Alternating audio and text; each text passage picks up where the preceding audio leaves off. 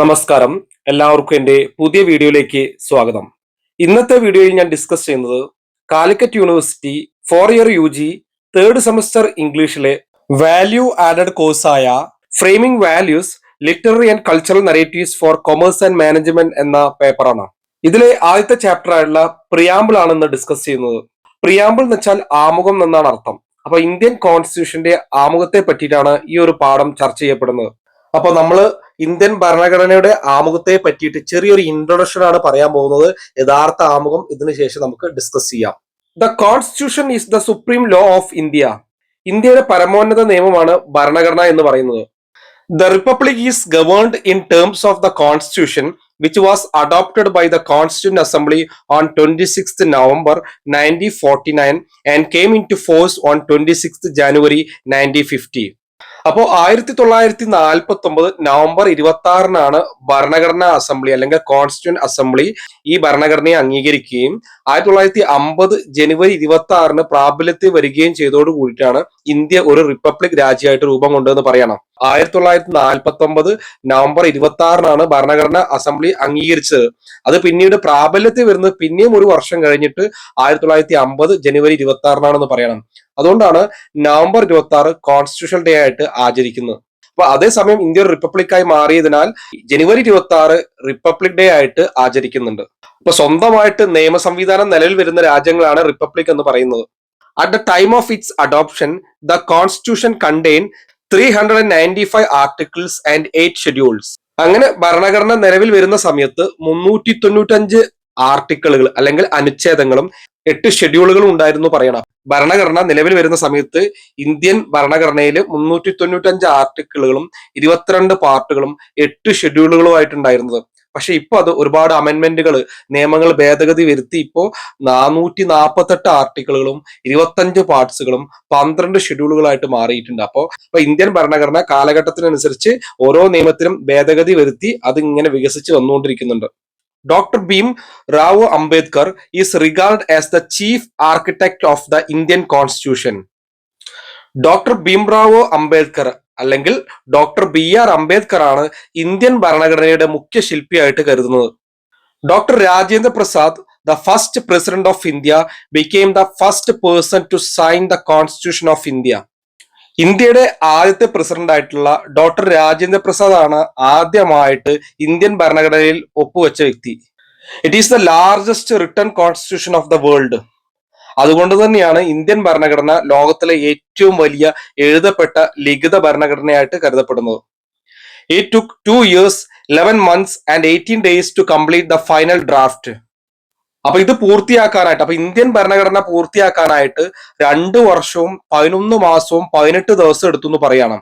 അതായത് 1947 ഓഗസ്റ്റ് 15-ന് സ്വാതന്ത്ര്യം കിട്ടിയ ഇന്ത്യ ഒരു ജനാധിപത്യ പരമാധികാര റിപ്പബ്ലിക്കായിട്ട് മാറുന്നത് 1950 ജനുവരി 26-നാണ്. അപ്പൊ അത്രയും ദിവസങ്ങൾ എടുത്തു എന്ന് പറയണം. ഇപ്പൊ ഇന്ത്യ എന്ന് പറയുന്നത് വ്യത്യസ്ത ഭാഷകൾ സംസാരിക്കുന്ന, വ്യത്യസ്ത സംസ്കാരമുള്ള, വ്യത്യസ്ത മതാചാരങ്ങളുള്ള ഇന്ത്യ എന്ന് പറയുന്ന ആ ഭൂസ്വര രാജ്യത്തെ കൃത്യമായിട്ടും ഒരു കൊടക്കീഴിൽ കൊണ്ടുവന്നത് ഇന്ത്യൻ ഭരണഘടന തന്നെയാണ്. അപ്പൊ അതുകൊണ്ട് അത് ഉണ്ടാക്കാനായിട്ട് ഇത്രയും ബൃഹത്തായുള്ള ദിവസങ്ങൾ എടുത്തു എന്ന് പറയണം. It is the most important document that defines the country's democratic principles, rights and duties. അപ്പൊ രാജ്യത്തിന്റെ ജനാധിപത്യപരമായ തത്വങ്ങളും അവകാശങ്ങളും കടമകളും ഒക്കെ നിർവചിക്കുന്ന ഏറ്റവും പ്രധാനപ്പെട്ട രേഖയാണ് ഇന്ത്യൻ ഭരണഘടന എന്ന് പറയുന്നത്. അപ്പൊ ഓരോ ഇന്ത്യൻ പൗരനും ഇന്ത്യൻ ഭരണഘടനയിലെ അവകാശങ്ങളുണ്ട്, അതേപോലെ തന്നെ അവർ ചെയ്യേണ്ട കർത്തവ്യങ്ങളുണ്ട്, അവരുടെ ഡ്യൂട്ടികളുണ്ട്. അപ്പൊ ഇതെല്ലാം ചേർന്ന ഒരു ബൃഹത്തായിട്ടുള്ള എഴുതപ്പെട്ട ഭരണഘടനയാണ് ഇന്ത്യൻ ഭരണഘടന എന്ന് പറയുന്നത്. അപ്പൊ നമുക്ക് പ്രിയാമ്പിളിലോട്ട് കടക്കാം.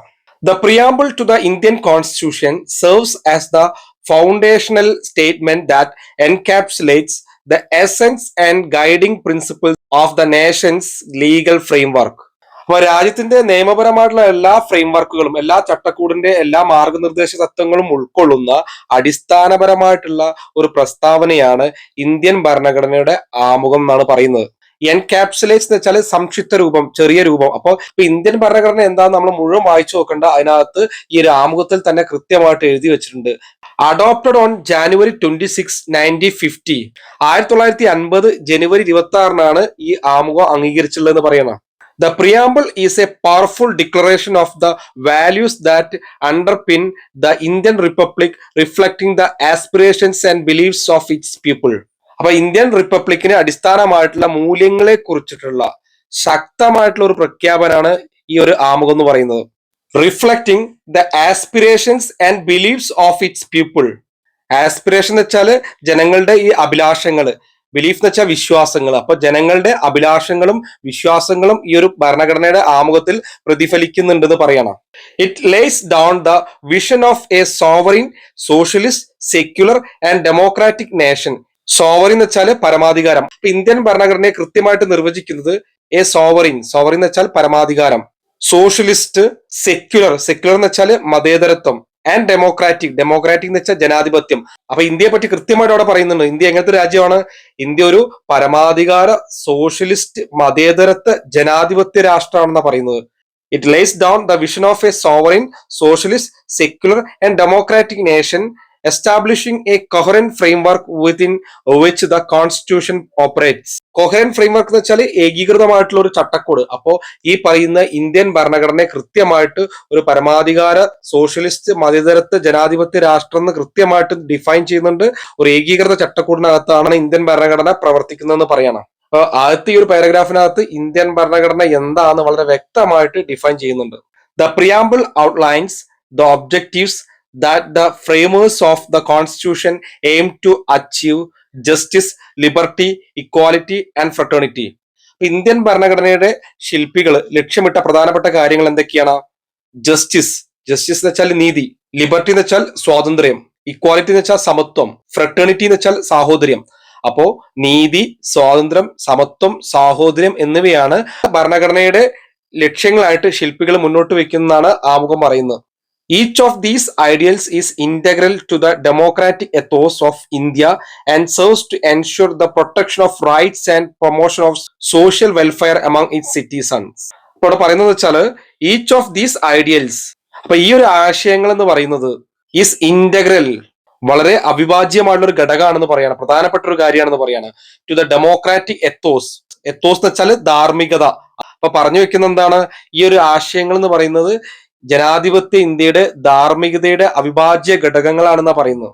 And serves to ensure the, എന്നിട്ട് ഇത് ഉറപ്പുവരുത്തുകയാണ്, the protection of rights and the promotion of social welfare among its citizens. കൂടാതെ ഇന്ത്യയിലെ ജനങ്ങളുടെ അവകാശങ്ങൾ സംരക്ഷിക്കുന്നതിനും അവരുടെ സാമൂഹിക ക്ഷേമം പ്രോത്സാഹിപ്പിക്കുന്നതിനുമാണ് ഇത് സഹായിക്കുന്നതെന്ന് പറയണം.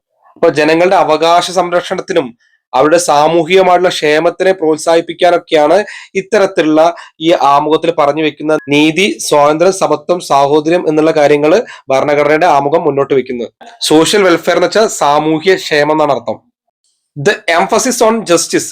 ഇനി ജസ്റ്റിസിനെ പറ്റി ഊന്നി പറയുകയാണെങ്കിൽ, ജസ്റ്റിസ് എന്ന് വെച്ചാൽ നീതി. ഏതൊക്കെ തരത്തിലുള്ള നീതി ഉണ്ട്? സോഷ്യൽ ജസ്റ്റിസ് എന്നാണ്, സാമൂഹിക നീതി. എക്കണോമിക് ജസ്റ്റിസ്, സാമ്പത്തികമായിട്ടുള്ള നീതി. ആൻഡ് പൊളിറ്റിക്കൽ ജസ്റ്റിസ്, രാഷ്ട്രീയപരമായിട്ടുള്ള നീതി.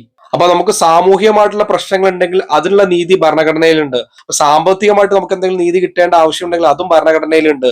മാത്രമല്ല ഇനി രാഷ്ട്രീയപരമായിട്ടുള്ള എന്തെങ്കിലും നീതി ഉണ്ടെങ്കിൽ അതും നമ്മുടെ ഭരണഘടന മുന്നോട്ട് വെക്കുന്നെന്ന് പറയുന്നത്. അപ്പൊ നമുക്ക് ഈ 3 തരത്തിൽപ്പെട്ട നീതിയും ഇന്ത്യൻ ഭരണഘടന ഉറപ്പു നൽകുന്നുണ്ട്. Promotes the commitment to create an equitable society where all individuals have the opportunity to thrive. അപ്പൊ എല്ലാ വ്യക്തികൾക്കും വളർച്ച പ്രാപിക്കാൻ അവസരം നൽകുന്ന ഒരു സമത്വ സമൂഹം കെട്ടിപ്പടുക്കുന്നതിനുള്ള പ്രതിബദ്ധതയാണ് ഇത് പ്രോത്സാഹിപ്പിക്കുന്നത് പറയണം. അപ്പോൾ എല്ലാവരും ഒത്തൊരുമിച്ച് നിന്നുകൊണ്ട് ഒരു ഇക്വിറ്റബിൾ സൊസൈറ്റി, സമത്വമുള്ള ഒരു സൊസൈറ്റിയെ വാർത്തെടുക്കാൻ ശ്രമിക്കുകയാണ്. പ്രത്യേകിച്ച് where all individuals have the opportunity to thrive. Thrive എന്ന് വെച്ചാൽ അഭിവൃദ്ധിപ്പെടുത്തുക അല്ലെങ്കിൽ നന്നായിട്ട് വരിക എന്നൊക്കെയാണ് അർത്ഥം. അപ്പൊ ഒരു സമത്വ സമൂഹം കെട്ടിപ്പടുക്കുന്നതിനുള്ള ഈ ഒരു സമൂഹത്തിലെ എല്ലാ ജനങ്ങൾക്കും ഒരേ അവകാശമാണ്. ഒരാൾക്ക് കൂടുതലുമില്ല, ഒരാൾക്ക് കുറവുമില്ല. അപ്പൊ അത്തരത്തിലുള്ള ഒരു സമത്വ സമൂഹം കെട്ടിപ്പടുക്കുന്നതിനുള്ള ആ ഒരു പ്രതിബദ്ധതയെ പ്രോത്സാഹിപ്പിക്കുന്നതിനുള്ള എല്ലാ തരത്തിൽപ്പെട്ട അവകാശങ്ങളും ഈ ഒരു ഇന്ത്യൻ ഭരണഘടന പ്രദാനം ചെയ്യപ്പെടുന്നുണ്ട്. The inclusion of liberty highlights the importance of freedom of thought and expression. The inclusion of liberty highlights. ഇനി എന്താണ് സ്വാതന്ത്ര്യത്തിന്റെ പ്രധാനപ്പെട്ട കാര്യങ്ങൾ എന്ന് പറയാൻ പോവാണ്. The importance of freedom of the thought and expression. അപ്പൊ ഇനി പറയുന്നത് സ്വാതന്ത്ര്യം, പ്രത്യേകിച്ചും ചിന്തിക്കാനുള്ള സ്വാതന്ത്ര്യം, അതേപോലെ തന്നെ ആവിഷ്കാര സ്വാതന്ത്ര്യം, ഇതൊക്കെ ഓരോ മനുഷ്യനും ഓരോ പൗരനും ഒരു അവകാശമായിട്ട് ഇന്ത്യൻ ഭരണഘടന മുന്നോട്ട് വെക്കുന്നതാണ്. ഫ്രീഡം ഓഫ് തോട്ട്, ചിന്തിക്കാനുള്ള അവകാശം, ആൻഡ് ഫ്രീഡം ഓഫ് എക്സ്പ്രഷൻ, ആവിഷ്കാര സ്വാതന്ത്ര്യത്തിനുള്ള അവകാശം. Reflecting the diverse and pluralistic nature of Indian society.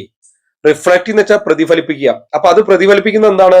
The diverse, വൈവിധ്യമാർന്ന, and pluralistic nature of Indian society. Pluralistic nature എന്ന് വെച്ചാൽ ബഹുസ്വരത, അതായത് വ്യത്യസ്ത മതങ്ങൾ ഇന്ത്യയിലുണ്ട്. ഇപ്പോ ഹിന്ദു ഉണ്ട്, മുസൽമാൻ ഉണ്ട്, ക്രിസ്ത്യൻ ഉണ്ട്, പാഴ്സി ഉണ്ട്, ജൈനനുണ്ട്. അപ്പൊ വ്യത്യസ്ത മതങ്ങളുണ്ട്, വ്യത്യസ്ത ഭാഷകൾ സംസാരിക്കുന്ന ആളുകളുണ്ട്, വ്യത്യസ്ത സംസ്കാരത്തിൽപ്പെട്ട ആളുകളുണ്ട്. അപ്പൊ ഈ ഒരു ബഹുസ്വരതയെ കൃത്യമായിട്ടും, വൈവിധ്യമാർന്ന ബഹുസ്വരതയെ കൃത്യമായിട്ടും അടയാളപ്പെടുത്തുന്നുണ്ട്, റിഫ്ലക്ട് ചെയ്യുന്നുണ്ട് nature of Indian society. Indian സമൂഹത്തിന്റെ വൈവിധ്യമാർന്നതും ബഹുസ്വരവുമായിട്ടുള്ള ഒരു സ്വഭാവത്തെ ഈ ഒരു ഇന്ത്യൻ ഭരണഘടനയുടെ ആമുഖം പ്രതിഫലിപ്പിക്കുന്നുണ്ട് എന്ന് പറയാണ്. അപ്പോൾ എല്ലാ മതത്തിൽപ്പെട്ട ആളുകൾക്കും, എല്ലാ ജാതിയിൽപ്പെട്ട ആളുകൾക്കും, എല്ലാ സംസ്കാരത്തിൽപ്പെട്ട ആളുകൾക്കും ഒരുപോലെ ജീവിക്കാൻ സമത്വ സുന്ദരമായിട്ടുള്ള ഒരു രാജ്യം, അതിന്റെ അവകാശമാണ് ഈ ഒരു ആമുഖത്തിലൂടെ വിഭാവനം ചെയ്യപ്പെടുന്നത്. The preamble focuses on equality to safeguard the constitution's promise to eliminate discrimination and create a free field for all citizens. അപ്പോൾ എലിമിനേറ്റ് ഡിസ്ക്രിമിനേഷൻ എന്ന് പറയുന്നത്, അതായത് വിവേചനം ഇല്ലാതാക്കാനായിട്ട് എല്ലാ പൗരന്മാർക്കും ഒരു സ്വതന്ത്ര ഇടം സൃഷ്ടിക്കാനുള്ള ഭരണഘടനയുടെ വാഗ്ദാനം സംരക്ഷിക്കുന്നതിലാണ് ആമുഖം ഏറ്റവും കൂടുതൽ ശ്രദ്ധ കൊടുക്കുന്നത് പറയുന്നത്. അതായത് എലിമിനേറ്റ് ഡിസ്ക്രിമിനേഷൻ, വിവേചനം ഇല്ലാതാക്കാം. പലതരത്തിലുള്ള വിവേചനങ്ങൾ ഉണ്ടായിരിക്കും, പണത്തിന്റെ പേരിൽ, ജാതിയുടെ പേര്, മതത്തിന്റെ പേരിൽ. അപ്പൊ ആ തരത്തിലുള്ള എല്ലാ ഡിസ്ക്രിമിനേഷൻസും ഒഴിവാക്കാം. ആൻഡ് ക്രിയേറ്റ്, എന്നിട്ട് നിർമ്മിക്കുകയാണ് എന്ത്? A free field four all citizens.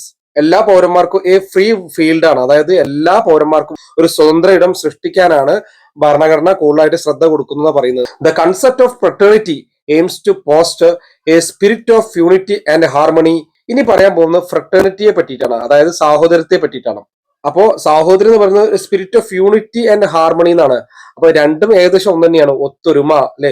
അപ്പൊ എല്ലാവരും ഒത്തൊരുമിച്ചുകൊണ്ട് ഒരു ഐക്യത്തിൽ അല്ലെ, അല്ലെങ്കിൽ ഐക്യ മനോഭാവം വളർത്തുന്നതിനാണ് ഈ സാഹോദര്യം എന്ന് പറയുന്ന കാര്യം കൂടുതലായിട്ട് ഇമ്പോർട്ടൻസ് കൊടുക്കുന്നത്. The integrity of the nation in the face of its rich diversity. അപ്പോൾ നമ്മുടെ ഈ സമ്പന്നമായിട്ടുള്ള വൈവിധ്യങ്ങൾക്കിടയിൽ രാജ്യത്തിന്റെ ഒരു ഇന്റഗ്രിറ്റി എന്ന് വെച്ചാൽ അഖണ്ഡതയെ പ്രോത്സാഹിപ്പിക്കുന്നതിനായിട്ടാണ്. അതായത് അഖണ്ഡത എന്ന് പറയുന്നത് മെയിൻറ്റെയിൻ ചെയ്യുന്നത് വളരെ ഒരു ക്രൂഷ്യൽ ആണ്. എന്താ കാരണം? Of the nation in the face of its rich diversity. Fraternity എന്ന് പറയുന്ന ഒരു ആശയം നിലനിൽക്കേണ്ടത് അത്യാവശ്യമാണെന്നാ പറയുന്നത്. അപ്പോൾ രാജ്യത്ത് സാഹോദര്യം നിലനിന്ന് കഴിഞ്ഞാൽ ഇത്തരം വൈവിധ്യങ്ങൾക്കിടയിലും രാജ്യത്ത് അഖണ്ഡത നിലനിൽക്കും എന്നാ പറയുന്നത്. This chapter examines the significance and implications of the preamble, highlighting its role in guiding the interpretation of constitutional provisions and inspiring citizens to engage actively in the democratic process. ഭരണഘടനാപരമായ വ്യവസ്ഥകളെ പറ്റി ജനങ്ങളിലേക്ക് എത്തിക്കുക, അത് മാത്രമല്ല ജനാധിപത്യ പ്രക്രിയയിൽ ജനങ്ങൾ സജീവമായിട്ട് ഇടപെടാൻ വേണ്ടിയിട്ട് പൗരന്മാരെ പ്രചോദിപ്പിക്കുക എന്നുള്ള രീതിയിലാണ് ഈ ഒരു ചാപ്റ്റർ തയ്യാറാക്കിയിട്ടുള്ളത്. അപ്പൊ ഇത്രയും നേരം പറഞ്ഞത് ഇന്ത്യൻ ഭരണഘടന ആമുഖത്തെ പറ്റിയിട്ടുള്ള ഒരു ഇൻട്രൊഡക്ഷൻ ആണ്. ഇനിയാണ് നമ്മൾ ശരിക്കുള്ള ഇന്ത്യൻ ഭരണഘടനയിലെ ആമുഖം എങ്ങനെയാണെന്ന് നമ്മൾ ഡിസ്കസ് ചെയ്യാൻ പോകുന്നത്. അപ്പൊ ഇന്ത്യൻ ഭരണഘടന ആമുഖം എന്ന് വെച്ചാൽ നമുക്ക് കാണാൻ പറ്റുന്ന ഈ ഒരു കുറച്ച് ഭാഗമേ ഉള്ളൂ, അത് മതി. എന്താണ് ഇന്ത്യൻ ഭരണഘടന എന്ന് വളരെ വ്യക്തമായിട്ട് അതിനകത്ത് എഴുതി വെച്ചിട്ടുണ്ട്. ഓരോ വാക്കും അത്രയും പ്രധാനപ്പെട്ടതാണ്. അപ്പോൾ നമുക്ക് ഇന്ത്യൻ ഭരണഘടനയുടെ ആമുഖത്തിലേക്ക് കടക്കാം. We the people of India having solemnly resolved to constitute India into a sovereign, socialist, secular, democratic republic and to secure to all its citizens. അപ്പൊ ഇന്ത്യൻ ഭരണഘടനയുടെ ആമുഖത്തിൽ പറയുന്നത് എങ്ങനെയാണ്? We the people of India എന്ന് പറഞ്ഞിട്ടാണ് Indian ഭരണഘടനയുടെ ആമുഖം തുടങ്ങുന്നത്. അതായത് നാം ഇന്ത്യക്കാരാണ്, നാം ഭാരതീയരാണ്. Having solemnly resolved to constitute India into a sovereign, socialist, secular, democratic republic എന്നാ പറഞ്ഞത്. കൃത്യമായിട്ട് ഭരണഘടനയെ വളരെ വ്യക്തമായിട്ട് അടിയവരായിട്ട് പറയുന്നുണ്ട്. ഇന്ത്യ ഒരു പരമാധികാര സോഷ്യലിസ്റ്റ് മതേതരത്വ ജനാധിപത്യ റിപ്പബ്ലിക് ആക്കി മാറ്റാമെന്നും and to secure to all its citizen, അതിലെ എല്ലാ പൗരന്മാർക്കും താഴെ പറയുന്ന കാര്യങ്ങൾ ലഭ്യമാക്കിക്കൊള്ളാമെന്നും തീരുമാനിക്കുന്നു എന്ന് പറയുന്നത്. അതായത് ഇന്ത്യ ഒരു പരമാധികാര സോഷ്യലിസ്റ്റ് മതേതരത്വ ജനാധിപത്യ റിപ്പബ്ലിക് ആയിട്ട് മാറ്റാമെന്നും താഴെ പറയുന്ന കാര്യങ്ങൾ ഓരോ ഭാരതീയനും ലഭ്യമാക്കിക്കൊള്ളാമെന്നും പറയുന്നു. അപ്പൊ താഴെ പറയുന്ന കാര്യങ്ങൾ നമുക്ക് ഓരോന്നോരോന്നായിട്ട് നോക്കാം. ഒന്നാമത്തെ എന്താണ്? ജസ്റ്റിസ്, നീതിയാണ് അല്ലെ. എന്തിനൊക്കെയുള്ള നീതിയാണ്? Social, economic and political.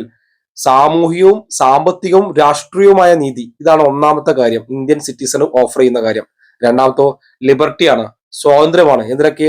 Liberty of thought, ചിന്തിക്കാനുള്ള അവകാശം. ലിബർട്ടി ഓഫ് എക്സ്പ്രഷൻ, അഭിപ്രായം പ്രകടിപ്പിക്കാനുള്ള സ്വാതന്ത്ര്യം. Liberty of belief and faith, അല്ലെ, വിശ്വസിക്കാനുള്ള അവകാശം.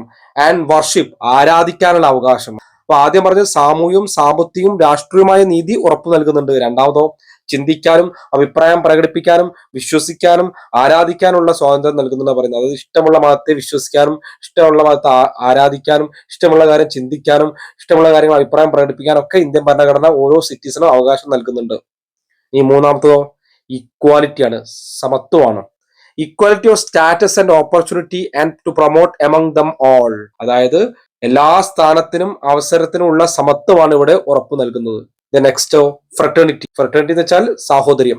Fraternity assuring the dignity of the individual and the unity and integrity of the nation. ഇപ്പൊ എല്ലാവരിലും സാഹോദര്യം നിലനിർത്താമെന്നും വ്യക്തിയുടെ അന്തസ്, രാഷ്ട്രത്തിന്റെ ഐക്യം, അഖണ്ഡതയെ കാത്തു സൂക്ഷിക്കാമെന്നും തീരുമാനിക്കുന്നുണ്ട്. Then last one, in our constituent assembly this 26th day of November 1949 do hereby adopt, enact and give to ourselves this constitution. എന്നിട്ട് അവസാനം പറയാണ് 1949 നവംബർ 26 കോൺസ്റ്റിറ്റ്യൂന്റ് അസംബ്ലിയിൽ അവതരിപ്പിച്ച് പാസ്സാക്കി നാം ഈ ഭരണഘടന നമുക്ക് തന്നെ സമർപ്പിക്കുന്നു എന്ന് പറഞ്ഞുകൊണ്ടാണ് ഇന്ത്യൻ ഭരണഘടനയുടെ ആമുഖം തുടങ്ങുന്നത്. ഇതാണ് ഈ വളരെ കുറച്ചുള്ള ഈ ഒരു ഭാഗം മാത്രമാണ് ആമുഖം. പക്ഷേ ഈ കുറച്ചുള്ള ഭാഗമാണ് ഇന്ത്യൻ ഭരണഘടനയുടെ എല്ലാ സത്വം ഉൾക്കൊള്ളുന്ന ഭാഗം എന്ന് പറയുന്നത്. ഇന്ത്യൻ ഭരണഘടനയുടെ രാഷ്ട്രീയ ജാതകം എന്നാണ് KM മുൻഷി ഈ ആമുഖത്തെ വിശേഷിപ്പിച്ചിട്ടുള്ളത്. 1976 42ാമത് ഭരണഘടനാ ഭേദഗതി പ്രകാരം ഭരണഘടനയുടെ ഈ ആമുഖത്തിൽ ഒരിക്കൽ മാത്രമേ ഭേദഗതി വരുത്തിയിട്ടുള്ളൂ. ചെറിയൊരു മാറ്റം ഇതിനകത്ത് വന്നിട്ടുണ്ട്. സർദാർ സ്വരൺ സിംഗ് കമ്മിറ്റിയുടെ ശുപാർശകളോട് കൂടിയിട്ട് ഇതിനകത്ത് സോവറിൻ, ഡെമോക്രാറ്റിക് എന്നീ പദങ്ങൾക്കിടയിൽ സോഷ്യലിസ്റ്റ്, സെക്യുലർ എന്നീ പദങ്ങൾ ചേർത്തു എന്നുള്ളതാണ്.